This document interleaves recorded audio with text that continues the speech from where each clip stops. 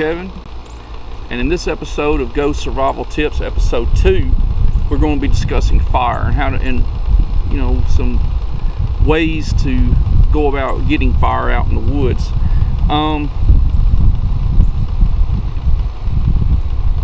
The best way to put this is you don't want to go out into the woods and have to expend a lot of energy, especially in a survival type situation. You want to be able to do it quick and efficiently out there. I call it time and energy. You don't want to spend a lot, because your time you want to take your time and use it wisely, and you don't want to spend so much energy, because it's kind of like your energy is kind of like your gasoline. If you run out of it, you're in trouble out there in the woods. So the best thing that I suggest you do about fire is to take something like this. It's a butane lighter. It's a Ronson. You can pick these up at Walmart for like $3. And what I like about them is they're refillable. You ain't got to go buy a bunch of them. All you gotta do is buy the fuel and learn how to refill them. And this thing there's a little bit of a wind going, but I don't know if you can't really see the flame, but it works in the wind, and it makes lighting stuff really easy. So I always suggest that you take the easiest form with you, and I suggest that you take backups with you too where it comes to fire starters. Like I said, this little Ronson lighter is windproof, and it'll do you really good. I keep this in my EDC kit as well. A Bic will work good, but whenever you're talking about wind and rain and other stuff like that, it may not work that well. It may fail on you. Matches, same story.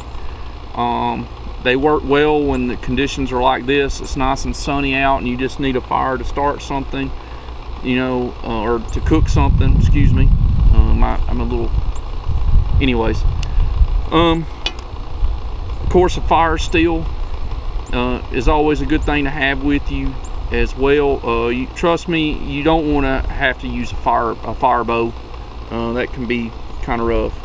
Moving on now from fire starters is you need good fire tenders. And like I said, when it comes to time and energy, you don't want to expend too much of it walking around looking for too much unless you absolutely have to. So what I do is when I go into the woods, I always make sure that I have fire tender with me.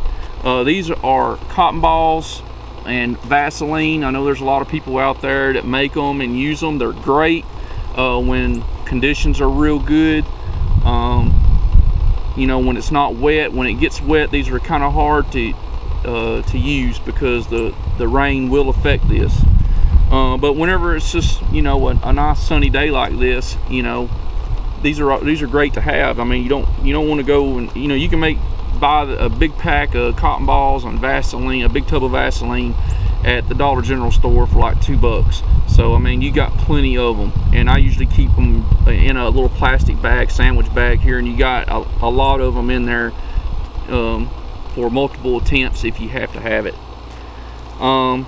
Another good tender is you can go to, I think I got these little fire starter chemical blocks at Publix, and these are supposed to light even when they're wet. So and I know there's different brands of them out there. Trioxane, I know that's the military version of it. There's Espit tablets and stuff out there. They're all good. I picked this up at Publix. I think you get a pack of 18 of them for like $5. That's the cheapest I found them. Even Walmart's higher on them than Publix is on that. So that's a good little thing to tell you to get. When you're resorting to natural tinder out there, you got to remember that you're going to be dealing with time and energy.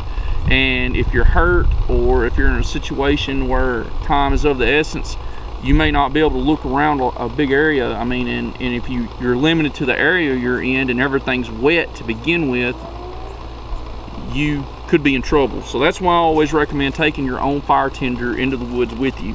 Be prepared, that old Boy Scout motto. Another thing that you want to take into the woods with you if you're going to make a fire is something to process your wood with, such as a good knife, survival blade, utility knife, an axe or a hatchet will work. Anything that will split that wood and be able to make that fire that much easier for you. So those are my recommendations. Like I said, a lot of this stuff I'm going to get into more detail in different videos. I'm planning on doing, you know, a lot of different stuff with theory and all that. These are just survival tips just to kind of help you out and stuff. I am planning on doing a lot more, so keep your eyes out for those, and we'll talk to you later.